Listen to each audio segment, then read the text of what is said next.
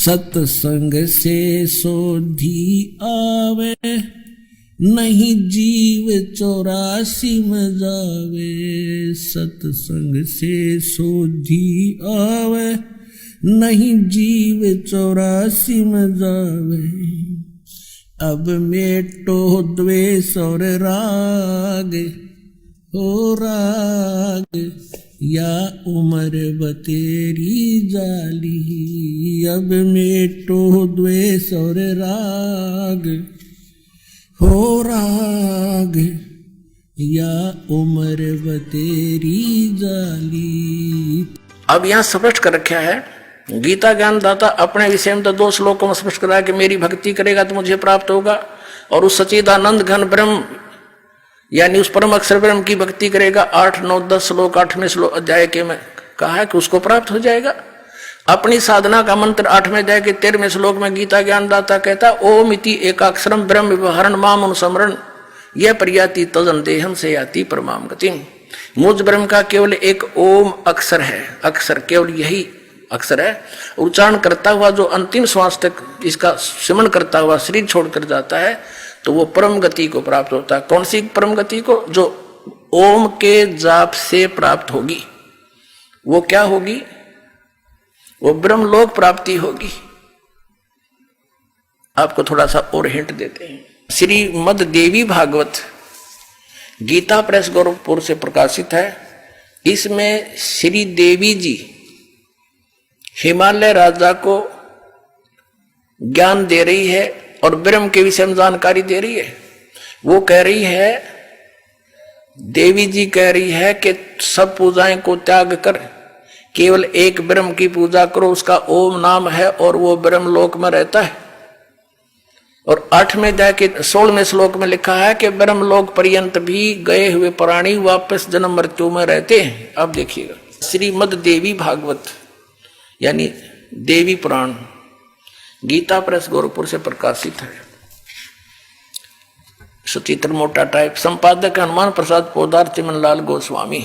और ये कहाँ से छपी है? मुद्रक हैं प्रकाशक हैं गीता प्रेस गोरखपुर, गोविंद वन कार्यालय कोलकाता का संस्थान। ये इनके फोन और फैक्स नंबर। इसके 562 पृष्ठ पर पढ़ेंगे। ये देखिएगा, संक्षिप्त देवी भागवत 7वां सकंद और 562 पृष्ठ पे देवी के द्वारा हिमालय को ज्ञानोपदेश और ब्रह्म स्वरूप का वर्णन। पहले तो इसने अपनी भक्ति बताई है लेकिन उसको भी खंडित कर दिया कि यह भी पूर्ण नहीं है। देवी जी कहने लगी, पर्वतराज उस ब्रह्म का क्या स्वरूप है यह बतलाया जाता है, जो प्रकाश रूप सबके अत्यंत समीप में स्थित, हृदय रूप गुहा में स्थित होने के कारण गुहाचर नाम से प्रसिद्ध और महान पद अर्थात परम प्राप्य है। वह समस्त प्रजा के ज्ञान से परे है, अर्थात किसी की बुद्धि में आने वाला नहीं है। तुम जानो, जो परम प्रकाश रूप है, जो सूक्ष्म से अत्यंत सूक्ष्म है और जिसमें संपूर्ण लोक और लोकों में निवास करने वाले प्राणी स्थित हैं, वही ये अक्षर ब्रह्म है। वही सबके प्राण है, वही सबकी वाणी है, वही सबके मन है। वह ये परम सत्य और अमृत अविनाशी तत्व है। सो में उस वेदने योग्य लक्ष्य का तुम वेदन करो, मन लगाकर उसमें तन्मय हो जाओ।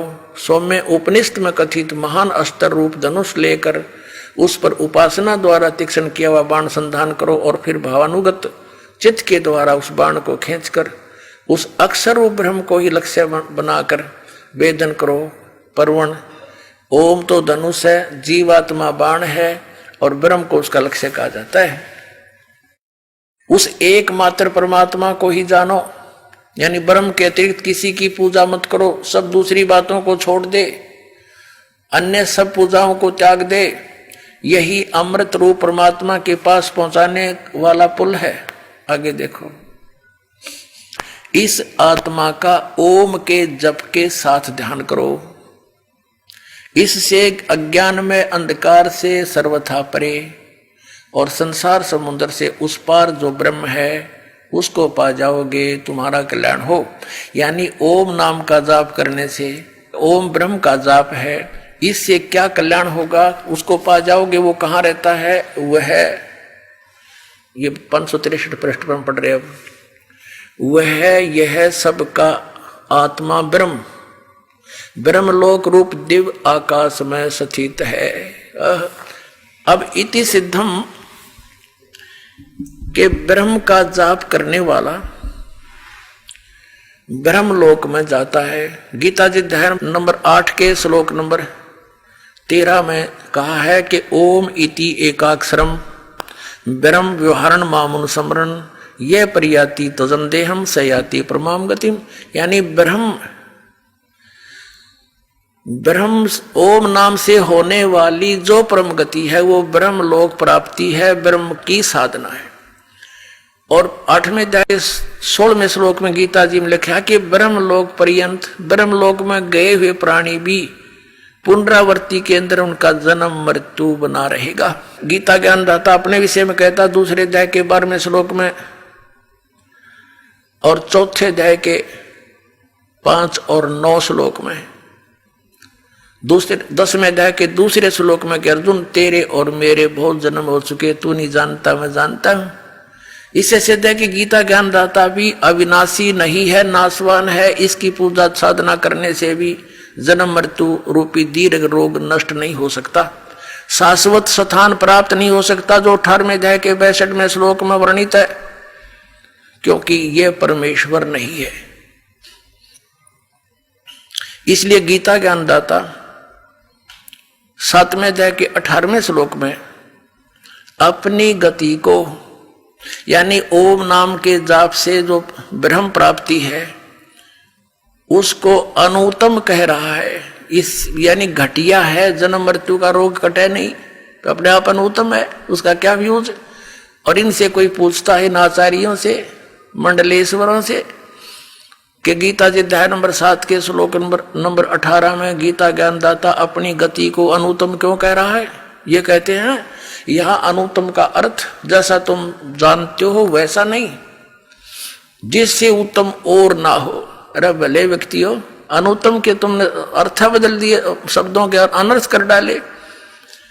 उत्तम माने श्रेष्ठ और अनुत्तम माने बोला जिस तो उत्तम और ना हो। ये व्याकरण बदल डाली इन लोगों ने। यदि इनकी बात को सत्य माने कि गीता ज्ञान दाता से श्रेष्ठ कोई भगवान नहीं है, तो ये इसका ये अनर्थ करते भी अच्छा लगते। अनुत्तम माने जिससे श्रेष्ठ कोई ना हो। ये तो खुद कहता है कि मेरे और तेरे तो बहुत जन्म हो लिए, तू भी जन्म मृत्यु में रहेगा। ब्रह्मलोक में गया हुआ प्राणी भी वापस जन्म मृत्यु में आता है। गीता जी अध्याय नंबर 15 के श्लोक नंबर 1 से 4 का सारांश है कि तत्वदर्शी संत जब मिल जावे उसके पश्चात परमेश्वर के उस परम पद की खोज करनी चाहिए जहां जाने के बाद साधक फिर लौटकर कभी संसार में नहीं आते। और जिस परमेश्वर ने सब ब्रह्मांडों की संसार रूपी वर्ष की रचना की है, जिसकी प्रवृत्ति विस्तार को प्राप्त हुई है, और उसी की मैं शरण हूं और किसी की पूजा नहीं करनी चाहिए।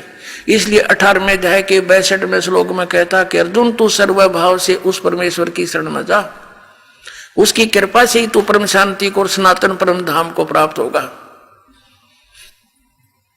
और ये घुमा फिरा के श्री कृष्ण पहला छोड़े हैं कि अब अपने बारे में कह रहे हैं। ये अध्यात्म ज्ञानहीन प्राणी के वचन होते हैं ऐसे।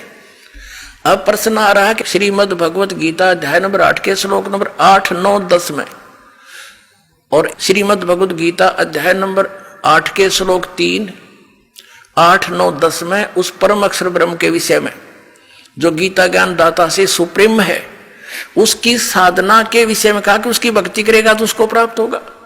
उसका जाप की विधि मंत्र कौन सा है? 17वें अध्याय के 23वें श्लोक में बताया कि ओम तत्सत इति निर्देश है ब्रह्मण तिर्विद्या समर्थ है। ब्राह्मणा तेन वेदा चाहिएगा विहिता पुरा, यानी सृष्टि के प्रारंभ में जो विद्वान पुरुष होते थे, ब्राह्मण माने विद्वान पुरुष, ब्राह्मण से जो ब्रह्म पहचाना है, जो तत्वदर्शी संत की संपर्क में आ गई, वो इसी तरह इसी का जाप करते थे। और ये संकेत छोड़ दिया कि ओम तो ये ब्रह्म का जाप है। गीता जी अध्याय नंबर 15 के श्लोक नंबर 16 और 17 में 3 पुरुष हैं, सरपुरुष, अक्षर पुरुष और परम अक्षर पुरुष, परम अक्षर ब्रह्म कहो।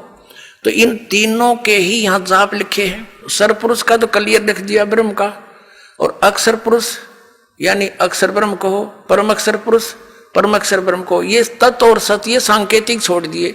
गीता ज्ञानदाता को इनका पता ही नहीं, इसलिए कहता ये तो तत्वदर्शी संत बताओगे, उनसे पूछो। तो श्रीमद् भगवत गीता अध्याय नंबर 8 के श्लोक 8, 9, 10 में कहा है कि उस सच्चिदानंद घन ब्रह्म का जो मंत्र है वो ओम तत्सत है। ओम तो ब्रह्म का, तत् सरपुरुष का, सरब्रह्म कहो, इसको सरपुरुष भी कहते हैं ब्रह्म को, जिसको आप ब्रह्म वेल नोन हो गया यो, बाकी ये सरब्रह्म है। और सरपुरुष भी इसी को कहते हैं, फिर अक्षर पुरुष, और तीसरा परम अक्षर पुरुष। तो यहां बताया है कि इन तीनों मंत्रों की साधना से, मजदूरी से उस परम अक्षर ब्रह्म की प्राप्ति होगी। उसकी भक्ति करने वाला उसको प्राप्त होगा और मेरी भक्ति करने वाला मुझे प्राप्त होगा। यह कंसेप्ट क्लियर कर रखा है कि गीता ज्ञानदाता 18वें अध्याय के 62वें श्लोक में उस परम अक्षर ब्रह्म की शरण में जाने को कह रहा है कि जहां जाने के बाद फिर लौट कर संसार में नहीं आते, वो सनातन परम धाम को प्राप्त होते। और ये अज्ञानी क्या कहते हैं, अपने बारे में कह रहे हैं श्री कृष्ण, इनकी बुद्धि श्री कृष्ण तो ऊपर उठी है कौन, इनको तो अध्यात्म ज्ञान था ही नहीं, डबो दिया पूरा विश्व। बोलो सतगुरुदेव।